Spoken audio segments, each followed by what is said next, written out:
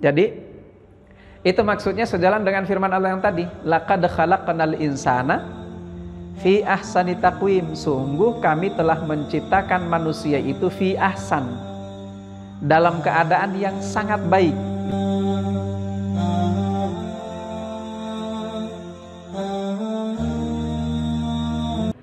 Bismillahirrahmanirrahim. Assalamualaikum warahmatullahi wabarakatuh. Innal hamdalillah wa inna syukra lillah wa inna tsanaa kullahu lillah. Tsumma ssalatu wassalamu ala Rasulillah ala nabiyyina Muhammad ibn Abdullah alaihi afdalus salah wa atammut taslim wa la hawla wa la quwwata illa billah. Asyhadu an la ilaha illallah wahdahu la syarikalah wa asyhadu anna nabiyyana Muhammadan abduhu wa rasuluhu alladzi la nabiyya ba'dah. Fa innahu qad addal amanah wa ballaghar risalah wa nasahal ummah wa jahada fi sabilihi haqqa jihadih hatta tarakana 'alal mahajjatil bayda lailuha kanahariha la yazighu anha illa halik. Allahumma 'allimna bima yanfa'una wanfa'na bima 'allamtana wa zidna ilma. Allahumma inna nas'aluka ilman nafi'a wa rizqan thayyiba wa amalan sholihan mutaqabbala. Allahumma amin. Hadirin Bapak Ibu yang dirahmati Allah, semoga Allah Subhanahu wa taala senantiasa selalu memberikan kekuatan untuk kita bisa terus istiqamah di jalan ketaatannya. Wabil khusus semoga kita diistiqamahkan oleh Allah untuk menjadi hamba-hamba yang mencintai majelis ilmu. Amin ya rabbal alamin. Dan semoga duduknya kita di majelis ilmu ini, cintanya kita terhadap majelis ilmu ini menjadi sebab dimudahkannya setiap urusan kita oleh Allah Subhanahu wa taala. Amin ya rabbal alamin. Kita masih di surah Al-Balad. Terakhir kita sudah bahas sampai ayat yang keempat. Laqad khalaqnal insana fi kabad. Laqad khalaqnal insan, sungguh kami telah menciptakan manusia itu fi kabad, dalam keadaan kabad. Kabad itu artinya secara bahasa adalah al-masyaqqah. Jadi kabad itu artinya al-masyaqqah atau kesulitan. Maka ada beberapa makna yang disampaikan oleh para mufassirin terkait dengan makna dari ayat ini. Sungguh kami telah menciptakan manusia itu fi kabad. Makna pertama adalah yukabidu masaibad dunya wa syada'idal akhirah. Bahwa manusia itu diciptakan untuk memikul. Ya, terima kasih Pak. Diciptakan untuk memikul syada'idad dunya atau masaibad dunya, musibah-musibah di dunia ini, wa syada'idal akhirah, dan kekerasan atau kesulitan di akhirat nanti. Jadi memang karena kita diciptakan oleh Allah sebagai manusia, ya konsekuensinya hidup ini nggak enak. Makanya dulu ada satu kalimat yang dulu sempat disebut sebagai hadis ya, padahal sebetulnya itu tidak termasuk bagian dari hadis, yang mengatakan bahwa ad-dunya sijnul mu'min. Dunia itu adalah sijen, penjara bagi orang-orang beriman. Itu sebetulnya bukan hadis, tapi itu makna dari firman Allah ini. Enggak ada yang enak Pak hidup itu. Kita dikasih nikmat oleh Allah Subhanahu wa taala, ini di dunia dulu ya. Dikasih nikmat oleh Allah Subhanahu wa taala, kan konsekuensi dari nikmat itu adalah syukur. Nah, sekarang pertanyaannya, emang enak jadi hamba yang bersyukur? Kan enggak enak, Pak. Syukur itu apa? Coba kalau kita kembali lagi kepada definisi syukur yang disampaikan oleh para ulama. Syukur itu kan isti'malu ni'matillahi fi ta'atihi wa ibadatihi. Syukur itu artinya menggunakan nikmat Allah untuk ketaatan dan ibadah kepadanya. Nah sekarang pertanyaannya, kalau lagi dapat duit, kepikiran dipakai buat ibadah dulu, buat taat dulu, apa buat yang lain-lain dulu? Kan shopping dulu kan? Nggak kepikiran buat taat dulu. Coba berapa persen di antara apa yang Allah kasih itu yang kita pakai untuk ibadah dulu sebagai wujud rasa syukurnya? Kan paling yang kita pikirkan paling cuma zakat doang kan? Zakat 2,5%, sedekah atau infak itu mah sunnah. Kan begitu kan? Jadi nggak enak syukur itu. Itu kalau dapat nikmat. Lalu yang kedua, kalau dapat musibah, kan yang diperintahkan adalah sabar. Sekarang pertanyaannya, sabar enak apa enggak? Enggak enak juga sabar itu. Makanya enggak banyak orang yang bisa sabar kan? Nah, jadi itu yang dimaksud dengan bahwa manusia itu diciptakan dengan konsekuensi dia harus memikul masaibad dunia, musibah-musibah di dunia ini. Lalu kemudian syada'idal akhirah, kalau dia tidak kuat memikul musibah-musibah di dunia ini, ya sudah di akhirat kelak nanti nyambung tuh kesulitannya. Itu makna daripada khalaqnal insana fi kabad. Ini makna pertama. Lalu makna yang kedua, yukabidu syukra ala sarra'i wa yukabiru sabra ala dharra'i. Ini hampir sama sebetulnya maknanya ya. Yukabidu syukra ala sarra', dia dibebani untuk bersyukur pada setiap kali ada kebaikan. Wa yukabidu as-sabra alal masaib, dan dia dibebani untuk bersabar pada setiap musibah yang dia alami. Ini hampir sama maknanya. Tapi ada makna yang berikutnya, yang ketiga, bahwa fi syiddati khalqin, manusia itu diciptakan oleh Allah Subhanahu wa taala fi syiddati khalqin. Fi syiddati khalqin itu artinya dalam keadaan penciptaan yang sangat rumit, meskipun tidak lebih berat daripada penciptaan langit dan bumi. Kan ada ayat yang mengatakan la khalqus samawati wal ardi akbaru min khalqikum. Sungguh penciptaan langit dan bumi itu lebih rumit, lebih sulit, lebih berat dibandingkan daripada penciptaan kalian manusia. Terus apa yang dimaksud dengan manusia diciptakan dalam kondisi yang sangat rumit tadi? Ya tadi itu Allah ciptakan langit itu dalam berapa masa? Dalam berapa hari? Fi sittati ayamin, dalam 6 hari. Nah, manusia diciptakan berapa hari dalam rahim ibunya?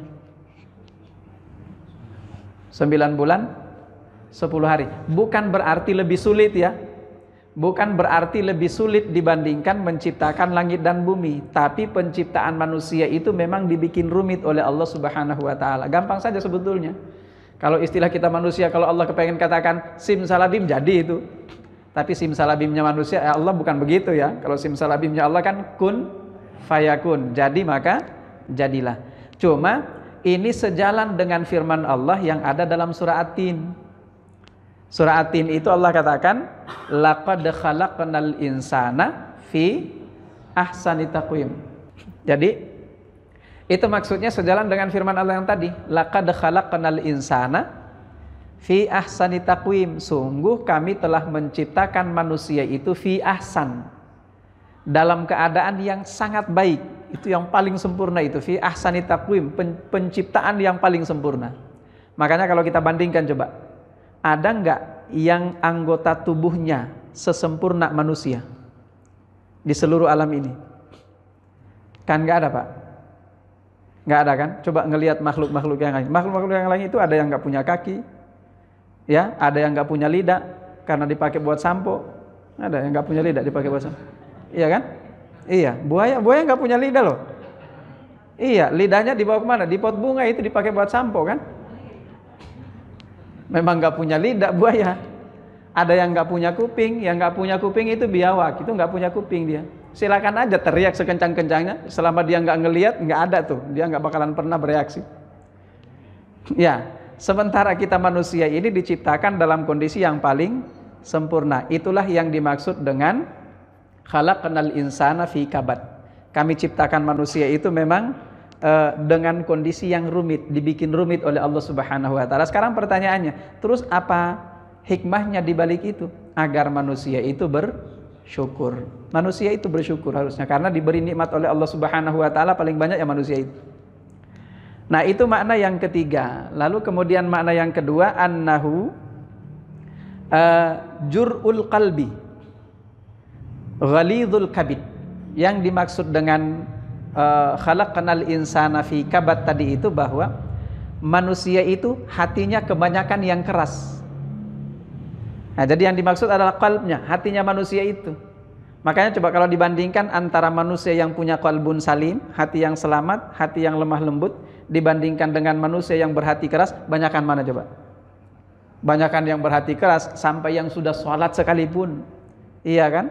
Sudah sering rutin datang sholat jamaah, rutin ikut pengajian, masih juga cepat tersinggung. Kan banyak yang begitu kan? Nah, itu namanya ghalidhul qalb. Hatinya itu keras. Nah, itu makna yang keempat dari khalaqnal insana fi kabad. Selanjutnya, firman Allah Subhanahu wa taala yang ini sababun nuzulnya. Di zaman Nabi itu ada seorang laki-laki. Laki-laki itu dikenal dengan sebutan atau digelar Abu al-Ashaddin. Abul Ashaddin itu dari kata asyad. Asyad itu artinya paling kuat. Nah, jadi Abul Ashaddin itu bapaknya orang paling kuat. Kenapa dia disebut bapaknya orang paling kuat? Karena orang ini kalau ngajak siapapun juga, misalnya untuk kalau kita panco, nggak ada yang kalahin, Pak. Gulat nggak ada yang kalahin. Nah, tapi orang ini orangnya sombong. Nah, maka karena orang ini orangnya sombong, sehingga kemudian dia sering menantang orang-orang Islam. Nah, itu sebab turunnya ayat ini. Laqad khalaqnal insana fi kabad. Kemudian dilanjutkan makanya oleh Allah Subhanahu wa taala, Allah katakan ayah sabu allayya qadira alaihi ahad. Ayah sabu, apakah dia pikir allayya qadira alaihi ahad, bahwa tidak ada satupun yang bisa mengalahkan dia. Bahwa tidak ada satupun yang mengalahkan dia. Nah, saking sombongnya tadi itu. Makanya orang-orang seringkali ada satu kisah mengatakan dia kalau ada sesuatu yang dia injak, itu dia perintahkan kepada siapapun juga sebanyak-banyaknya, silakan kalian angkat apa yang saya injak ini, nggak ada satupun yang sanggup untuk mengambil apa yang ada di bawah telapak kakinya. Nah, tapi orang ini sekali lagi orang kafir, tapi namanya adalah Abu al-Ashaddin. Makanya dikatakan di ayat berikutnya, ayah sabu, apakah dia pikir, dia mengira Allah yaqdira alaihi ahad, bahwa tidak ada satupun nanti yang akan mengalahkannya. Nah, selanjutnya kita langsung masuk tadi itu. Ayah sabu Allah yaqdira alaihi ahad. Ayah sabu, apakah dia pikir, dia mengira, Allah yaqdira dari kata qadara yaqdiru. Qadara yaqdiru itu kalau kita artinya sanggup. Itu qadara yaqdiru. Makanya kalau misalnya kita ingin katakan saya tidak sanggup, la aqdir. Ya, la aqdir, dia tidak sanggup, la yaqdiru. Nah, saya sanggup, aqdir. Jadi itu qadara yaqdiru. Nah, jadi ayah sabu, apakah dia pikir, lan. Nah, di sini Allah menggunakan kata lan. Itu berbeda antara lan dengan la. Lan itu artinya tidak akan pernah. Sementara kata la itu artinya tidak. Dua-duanya berada sebelum fi'il mudhari. Dua-duanya sebelum fi'il mudhari ya, sebelum kata kerja yang akan datang atau sedang berlangsung. Tapi fungsinya beda. Kalau misalnya saya katakan gini, la yaqdiru ala raf'ihi Muhammad. Muhammad mungkin boleh jadi tidak sanggup mengangkat itu. Tapi kalau saya katakan lan yaqdir Muhammad ala raf'ihi, Muhammad tidak akan pernah sanggup untuk mengangkat itu. Jadi beda dengan antara kata la dengan lan. Nah, orang ini saking kuatnya, dia pikir nggak bakalan ada satupun di antara manusia yang bisa mengalahkannya. Bahkan dia berpikir bahwa Allah pun tidak sanggup untuk mengalahkan atau menandingi kekuatannya. Ayah sabu alla yaqdira alaihi ahad. Selanjutnya, yaqulu ahlaktu malal lubada. Nah, orang ini seringkali menurut satu riwayat yang lain, orang ini seringkali ketika tadi itu ada tantangan kayak gitu, Seringkali tantangannya itu dengan apa istilahnya? Bagi-bagi hadiah. Dia iming-imingi orang, kalau nanti ada yang sanggup untuk mengalahkan saya kasih hadiah. Ada yang sanggup untuk mengalahkan saya untuk gulat, saya kasih dia hadiah. Ada yang sanggup untuk mengambil apa yang ada di bawah telapak kaki saya akan kasih dia hadiah. Itu ya. Maka ketika orang ini ada kesempatan-kesempatan atau waktu-waktu di mana kemudian ada orang yang sanggup untuk menerima tantangannya tadi, nah itulah yang kemudian sering dia katakan ahlaktu malal lubada. Saya telah menghabiskan hartaku lubada dengan sebanyak-banyaknya. Itu artinya adalah ketika ada orang yang sanggup untuk menerima tantangan tadi itu, dan kemudian tantangannya itu berhasil dipatahkan oleh orang itu. Nah, tapi dalam riwayat yang lain ada juga mengatakan untuk ayat yang ini yang mengatakan ahlaktu malal lubada itu terkait dengan ada seorang laki-laki yang lain ketika belum masuk Islam dia orangnya zalim juga. Dia orangnya banyak dosa, tapi ketika sudah masuk Islam, begitu dia masuk Islam, datanglah dia nanya kepada Rasulullah, ya Rasulullah, bagaimana caranya saya bisa menghapus dosa-dosa masa lalu saya itu? Dia nanya kepada Nabi begitu, Rasulullah, bagaimana caranya dosa-dosa masa lalu saya itu bisa saya hapus-hapusin? Nah, orang ini karena dia punya harta yang banyak, maka apa kata Nabi? Yang harus Anda lakukan adalah bayar kafarat. Jadi dosa ini dibayarkan kafaratnya, dosa ini dibayarkan kafaratnya. Jadi setiap ada dosa itu selalu dibayar pakai duit oleh dia. Nah, ini satu dalil di antara sekian banyak dalil yang menunjukkan bahwa ternyata yang namanya menghapus dosa masa lalu melalui kekuatan harta itu ada. Misalnya ketika Anda sering sedekah, sedekah yang Anda berikan itu salah satu di antara fungsinya itu menghapus dosa masa lalu. Tapi bukan istilahnya kayak di agama lain itu apa? Menebus dosa ya? Menebus dosa, bukan kayak gitu, bukan. Kalau menebus dosa kan yang dikasih ke siapa? Yang dikasih kan pendetanya ya Pak ya? Pendetanya, atau kalau enggak ke gerejanya. Ini bukan. Jadi kalau tadi itu kafarat itu orang yang butuh yang dikasih. Jadi benar-benar yang nyuruh dia itu dalam hal ini adalah Nabi. Nabi enggak punya kepentingan untuk itu. Jadi tidak Nabi mengatakan kemudian, oh ya sudah bayar aja tebusan dosanya ke saya. Nah, berapa banyak dosa yang sudah kamu lakukan tinggal dikali sekian misalnya, sini serahkan duitnya. Enggak seperti itu yang dikatakan oleh Nabi. Tapi beliau menyarankan kepada sahabat ini yang sudah masuk Islam untuk membayar semua dosa-dosa masa lalunya dengan cara bersedekah kepada orang-orang yang membutuhkan bantuannya pada saat itu. Nah, dalam keadaan seperti itu ternyata orang itu kemudian mengatakan ahlaktu malal lubada. Dia mengatakan saya gara-gara masuk Islam telah menghabiskan hartaku yang demikian banyak, kata dia. Jadi artinya ada penyesalan dalam diri orang ini. Ya Allah, masuk Islam kok seberat ini ya.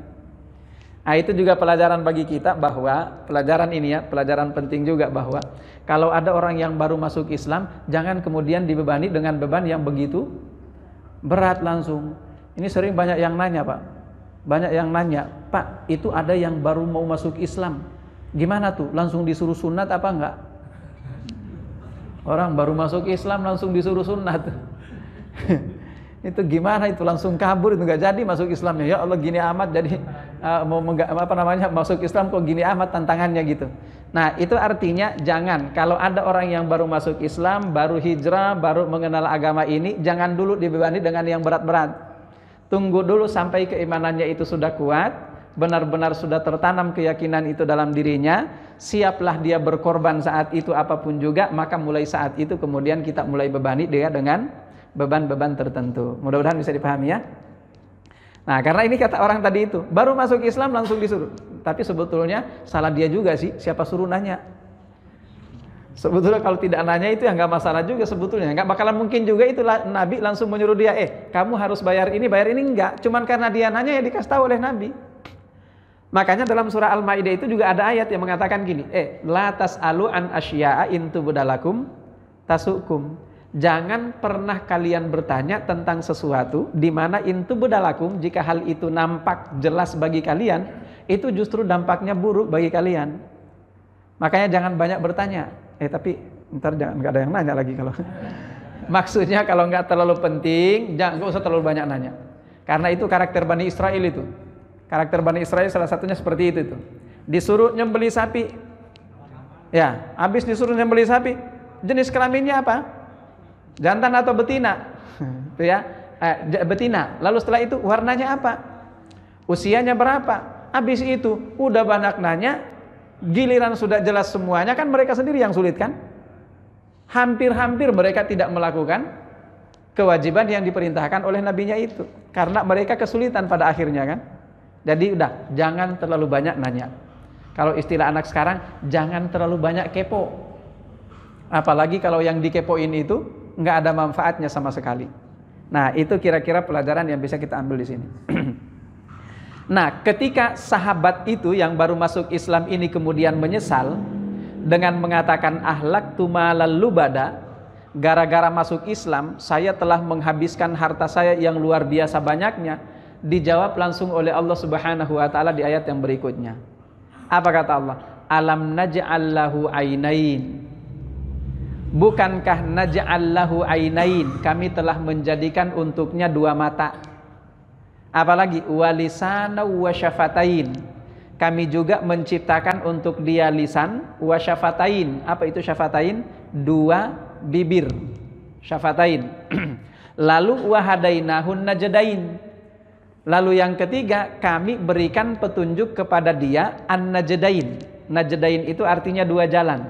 Nah, kita kembali dulu ke yang pertama ini. Apa maksudnya oleh Allah? Allah jawab dengan alam naj'al lahu ainain wa lisana wa syafatain. Ini kalau yang dua ini kan berupa anggota tubuh ya. Dua mata dan kemudian lisan wa syafatain. Para ulama mufassirin menjelaskan bahwa sebetulnya nikmat mata yang Allah kasih kepada manusia itu nggak akan pernah bisa dibeli dengan harta sebanyak apapun juga. Ada Pak yang jual mata? Nggak ada. Onderdil manusia? Nggak ada onderdil manusia kan? Oh, operasi? Nggak Bu, ganti mata Bu. Oh, korneanya doang? Korneanya doang kan Bu, nggak lengkap kan? Oh iya, iya, suku cadang. Suku cadang. Kalau kornea itu diciptakan atau diambil dari orang lain? Dibuat produk manusia atau diambil dari orang lain? Diambil dari orang lain kan? Diambil dari orang lain tetap aja, nggak bisa. Ada yang bisa bikin sendiri? Nggak ada.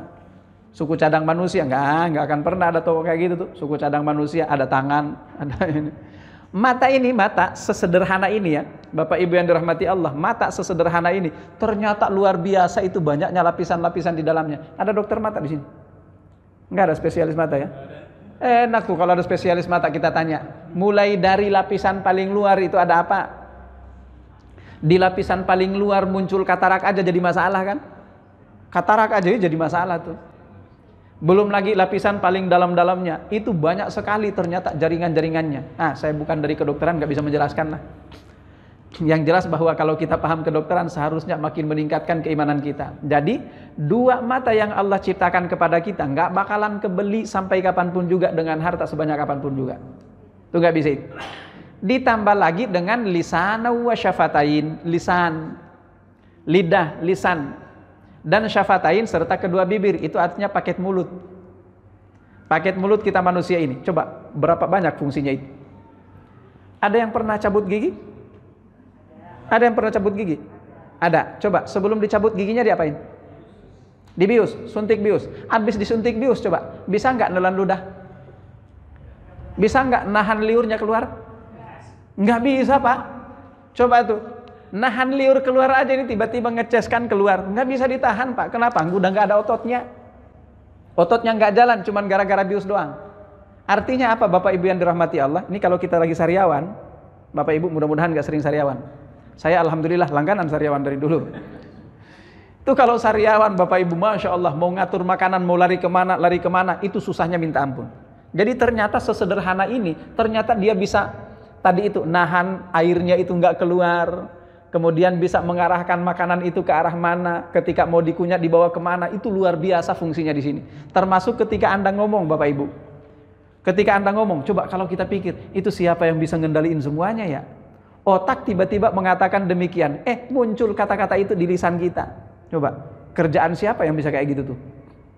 Nah, lisanan wa syafatain. Ada nggak orang yang bisa nyeting itu lewat komputer?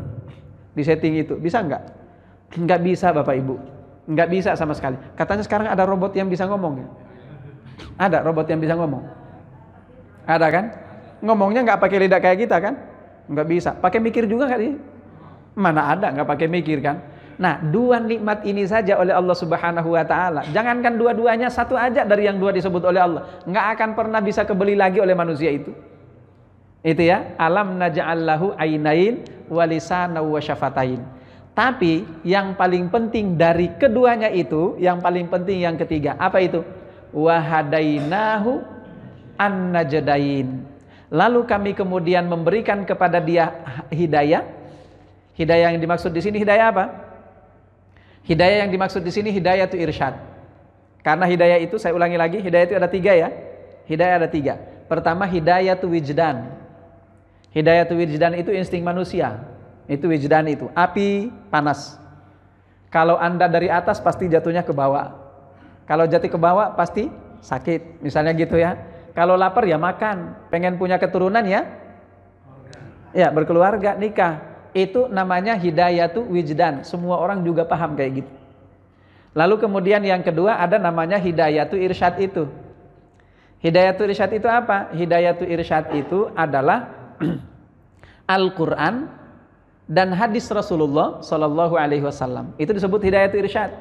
Artinya penjelasan mana jalan yang benar, mana jalan yang salah, mana perbuatan yang diperbolehkan, mana perbuatan yang tidak diperbolehkan, mana sikap yang terpuji, mana sikap yang tercela. Itu namanya hidayah itu irsyad. Melalui apa kita bisa memahami itu? Melalui diutusnya Nabi dan diturunkannya Al-Quran.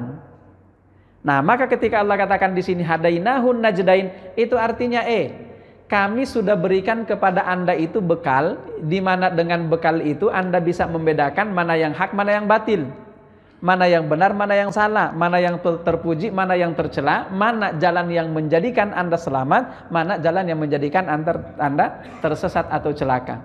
Itu yang disebut dengan an-najdain.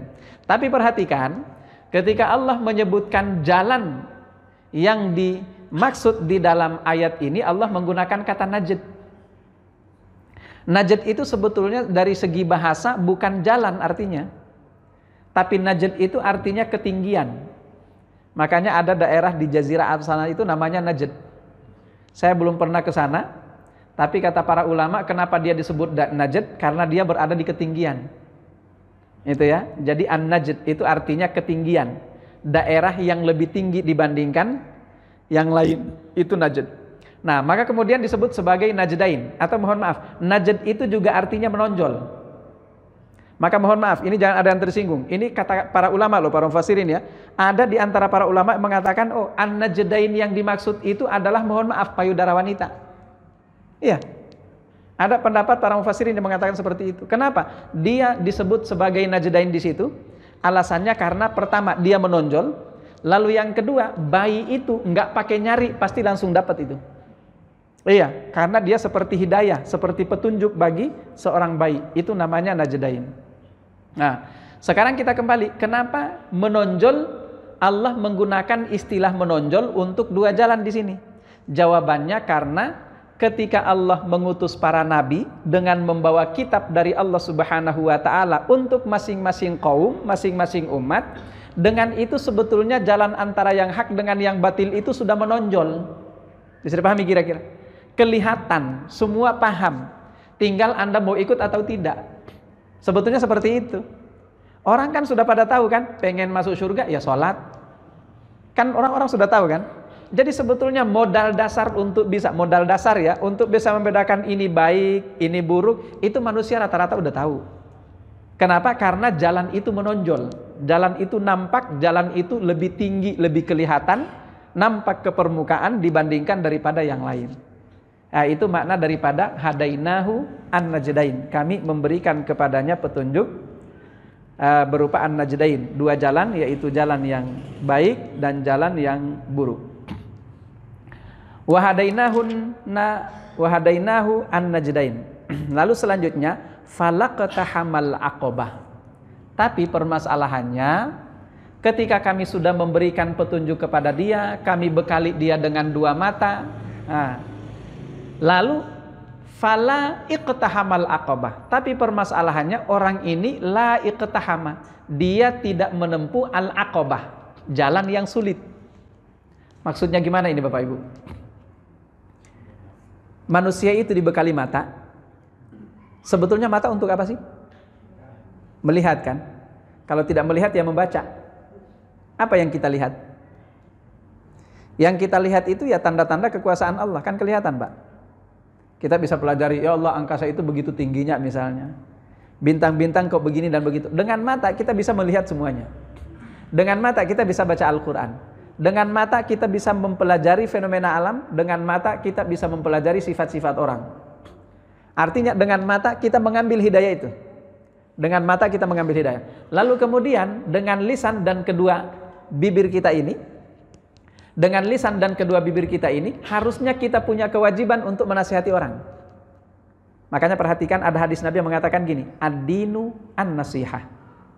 Pernah dengar hadis itu? Ad-dinu an-nasihah. Agama itu sebetulnya, beragama itu sebetulnya nasihat. Itu artinya apa? Ketika Anda sudah menasihati orang lain, Anda sudah beragama. Kalau tidak, coba perhatikan di surah Al-Asr. Allah katakan di sana, wal asr, demi masa, innal insana lafi khusr. Sesungguhnya manusia itu berada dalam kerugian. Pertama yang tidak rugi, kecuali, pertama, alladzina amanu. Lalu kedua, wa amilus shalihat. Yang ketiga, wa tawasau bis sabr. Wasiat Pak. Saling berwasiat. Wa tawasau bis sabr, wa tawasau bil haq, wa tawasau bi as-sabr. Saling berwasiat terhadap kebenaran dan saling berwasiat terhadap kesabaran. Artinya yang ketiga yang tidak merugi itu adalah ketika orang itu menjalankan agamanya dengan cara selalu menasihati orang. Anda paham tentang sesuatu, sampaikan apa yang Anda pahami. Anda paham tentang sesuatu, ajarkan pula apa yang Anda paham itu kepada orang lain. Makanya yang namanya dakwah itu bukan cuma tugas ustadz. Namanya menyampaikan kebenaran itu bukan cuma tugas ulama, tapi tugas semua muslim. Makanya ada hadis Nabi yang mengatakan qulil haqqa walau kana murran. Ada juga hadis yang mengatakan ballighu anni walau ayah. Sampaikan apa yang Anda dapat dariku meskipun cuma 1 ayat, kata Rasulullah sallallahu alaihi wasallam. Nah, tapi permasalahannya manusia itu sudah dibekali itu. Pertama, dibekali mata untuk bisa membaca. Kedua, dibekali lisan dan 2 bibir untuk bisa ngomong, menasihati orang, mengajak orang lain. Lalu ketiga, dibekali hidayah petunjuk tadi itu, di mana dia dengan mudah bisa memahaminya. Tapi kemudian la iqtahamal aqabah, dia tidak mau menempuh jalan yang sulit. Iqtahama itu artinya, jadi iqtahama itu kayak gini. Saya tahu itu jalan sulit, tapi saya suka tantangan, maka saya sengaja datang ke situ. Ada orang yang kayak gitu? Tapi ada juga orang yang kepengen nyaman-nyaman aja. Ah, itu jalannya sulit, kita ambil yang ini aja, enak di sini. Itu tidak iqtahama namanya. Tapi orang yang iqtahama itu, dia tahu ini sulit, tapi saya suka tantangan, saya mau ke sana. Karena saya bisa menikmati tantangannya. Itu namanya iqtahama. Bisa dipahami kira-kira ya? Nah, selanjutnya, apa yang dimaksud dengan al-aqabah? Al-aqabah itu adalah al-masyaqqah, sama dengan tadi itu, kesulitan demi kesulitan. Nah, orang ini la iqtahamal aqabah. Dia sudah dibekali oleh Allah 2 mata, dibekali oleh Allah lisan, ditambah dengan 2 bibir, kemudian dibekali oleh Allah Subhanahu wa taala hidayah, tapi kemudian dia tidak menempuh jalan yang sulit. Untuk apa menempuh jalan yang sulit? Menempuh jalan yang sulit itu untuk modal kehidupan di akhirat kelak. Di dunia ini nggak ada Pak orang yang hidupnya pengen enak-enak saja di dunia ini, di akhirat langsung mau masuk surga. Nggak ada Pak.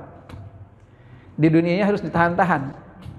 Kalau kita nggak nahan-nahan di dunia ini Bapak Ibu, di akhirat susah itu masuk surganya. Ada hadis dari Rasulullah SAW, beliau mengatakan gini, al-aksaruna humul asfaluna yaumal qiyamah. Al-aksarun humul asfaluna yaumal qiyamah. Orang-orang yang banyak duitnya, nanti mereka akan berada di posisi yang paling rendah di hari kiamat nanti. Perhatikan, orang yang paling banyak hartanya nanti di hari kiamat nanti, kata Nabi, mereka akan berada di posisi paling rendah. Sekarang pertanyaannya, apakah semuanya nanti akan begitu? Tidak, illa kecuali kata Nabi, man qala fi malihi kadza wa kadza, kecuali orang yang tadi itu hartanya itu tidak sampai mempengaruhi dirinya. Tidak sampai mempengaruhi dirinya itu maksudnya gini, dia tidak dikuasai oleh hartanya. Ketika ada hartanya, dia sudah capek-capek bekerja, capek kan kerja mengumpulkan harta kan. Begitu dia dapat hasilnya, tiba-tiba dengan begitu mudah ada orang yang datang minta, ada orang yang jodohin proposal, ada orang yang minta sumbangan untuk masjid, ada orang yang minta ngutang karena dia butuh. Ya, misalnya kayak gitu. Kok tiba-tiba begitu mudah saya harus keluarkan untuk mereka, padahal betapa sulitnya saya mencarinya. Sekarang pertanyaannya, ada yang begitu mudah untuk mengeluarkan itu? Dalam waktu bertahun-tahun sudah dikumpulin sampai numpuk, tiba-tiba dalam satu hari ludes karena terlalu banyak orang yang datang bawa proposal. Susah dapatin orang kayak gitu, nggak gampang dapatin orang kayak gitu. Makanya ini jalan yang disebut oleh Allah sebagai Aqabah itu. Itu jalan Aqabah itu, jalan yang sulit. Itu memang jalan yang sulit. Tapi ketika kita sanggup melakukan hal itu, insya Allah tenang hidupnya. Insya Allah itu tenang hidupnya. Nah, maka kalau kita tidak sanggup melakukan hal semacam itu, misalnya, capek-capek saya kerja sampai puluhan tahun, masa semudah itu Anda tinggal datang minta doang? Saya capek kerja, ente cuma minta doang, misalnya gitu kan? Enak aja misalnya kayak gitu. Nah, kalau orang modelnya kayak gini, maka dialah yang al-asfaluna yaumal qiyamah. Di hari kiamat nanti paling rendah posisinya. Jadi itu yang paling pertama ya. Lalu yang kedua, kata Nabi sallallahu alaihi wasallam, dan yang kedua, orang yang tidak posisinya paling rendah tapi dia kaya, tidak dia kaya tapi tidak paling rendah posisinya di hari kiamat adalah mereka yang benar-benar menjaga sumber daripada hartanya itu hanya dari jalan yang benar-benar diridhoi oleh Allah Subhanahu wa taala. Tapi pertanyaannya, susah nggak kalau kayak gitu? Susah juga, Pak. Yang paling banyak itu kalau kepengen cepat kaya, jalan pintas banyak. Kan begitu kan? Ini cepat kayaknya nih. Termasuk diantaranya, saya nggak mau jual sama dia. Kenapa? Kalau saya jual sama dia, dia miskin, nggak banyak untungnya kalau sama dia. Ada yang kayak gitu kira-kira? Dia memang muslim, memang dia muslim, cuman dia miskin orang. Kalau saya jual sama dia, nggak banyak untungnya. Makanya kemudian kita tahan, jualnya sama yang sana. Nah, itu namanya orang-orang yang banyak duitnya, tapi di hari kiamat nanti akan berada di al-asfalin, paling rendah posisinya. Nah, bagaimana kita? Kalau kita ingat, meskipun keuntungan duniawinya kecil, tapi kalau manfaat ukhrawinya lebih banyak, itu yang didahulukan. Kira-kira seperti itu ya. Tapi ingat, itu Aqabah. Itu jalan yang sulit. Itu jalan yang sulit. Tidak banyak orang yang sanggup untuk menempuh jalan yang seperti itu. Nah, fala iqtahamal Aqabah. Selanjutnya, wa ma adraka mal Aqabah. Ma adraka, apa yang memahamkan Anda mal Aqabah, tentang apa itu Aqabah. Nah, ini artinya Allah Subhanahu wa taala ingin menunjukkan kepada kita bahwa Dia sendiri yang akan menjelaskan tentang apa sebetulnya yang dimaksud oleh Allah dengan Aqabah itu. Makanya ayat yang selanjutnya itu langsung penjelasan tentang apa yang dimaksud dengan Aqabah itu. Kita lihat, wa ma adraka mal Aqabah. Pertama, al-Aqabah itu adalah fakku raqabah. Fakku raqabah. Apa artinya fakku raqabah? Fakku raqabatin itu dari kata fakka yafuku. Fakka yafuku itu artinya melepaskan. Fakka yafuku artinya melepaskan. Sementara raqabah itu artinya budak. Jadi fakku raqabatin itu artinya melepaskan atau memerdekakan budak. Itu makna dari kata fakku raqabah. Sekarang pertanyaannya, kira-kira memerdekakan budak itu butuh apa, Pak? Ya, butuh nekat? Butuh keberanian doang? Tidak, butuh fulus. Butuh fulus memerdekakan budak itu. Kenapa butuh fulus? Karena boleh jadi misalnya Anda nggak punya budak, otomatis kan beli dulu budaknya dari orang lain. Kan begitu kan?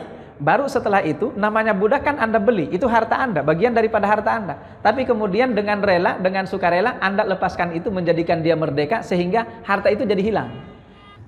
Kalau dia sudah bukan budak lagi, maka berarti kan tidak termasuk bagian dari harta lagi, nggak bisa dijual lagi. Orang dia sudah merdeka kan, sudah bebas. Jadi istilahnya di zaman Nabi itu, di zaman Nabi, namanya budak itu bagian dari aset. Jadi ketika dia sudah merdeka, hilang aset itu. Nah, maka dia butuh harta. Nah, ketika dia butuh harta, itu salah satu di antara yang sulit untuk dilakukan oleh manusia. Itu yang pertama. Lalu yang kedua, it'amun fi yaumin dzi masghabah, memberi makan orang-orang pada hari yang sangat sulit. Kayak kemarin itu di musim pandemi ya. Masya Allah, salut itu banyak sekali orang-orang yang punya kelebihan dari sisi harta. Kemudian di musim pandemi kemarin itu mereka dengan sukarela membantu saudara-saudara mereka yang kira-kira kekurangan dari sisi ekonomi, itu luar biasa. Itu yang dimaksud dengan it'amun fi yaumin dzi masghabah. Nah, itu yang dimaksud dengan orang yang memang benar-benar mau menempuh jalan yang sulit. Karena untuk bisa melakukan hal itu tantangannya berat. Banyak orang yang lebih memilih, ya biarin aja saya timbun-timbun. Bahkan banyak orang yang kemarin itu musim pandemi justru dimanfaatkan untuk mengambil atau mengeruk keuntungan sebesar-besarnya kan. Banyak yang seperti itu. Iya, memanfaatkan keadaan, memanfaatkan kondisi kan. Tapi sebaliknya justru banyak juga orang-orang yang mengeluarkan hartanya seberapapun banyaknya demi untuk meringankan beban saudara-saudaranya yang dalam kondisi kelaparan itu. Mudah-mudahan mereka termasuk, kita doakan, bagian dari apa yang Allah Subhanahu wa taala katakan sebagai iqtahamal aqabah itu. Mereka yang menempuh jalan yang sulit itu. Insyaallah ini belum kita kaitkan lagi. Nanti akan kita kaitkan antara awal ayat dengan ayat yang berikutnya, tapi insyaallah pada pertemuan yang berikutnya ya. Wallahu a'lam bishawab. Mudah-mudahan bermanfaat bagi kita semuanya. Lebih dan kurangnya mohon dimaafkan. Ada pertanyaan sebelum kita tutup? Ada? Tidak ada? Baik, kalau tidak ada, kita cukupkan dengan sahabat hamdalah. Alhamdulillahirabbil alamin. Doa kafaratul majlis. Subhanakallahumma wabihamdika asyhadu an la ilaha illa anta astaghfiruka wa atubu ilaik. Wassalamualaikum warahmatullahi wabarakatuh.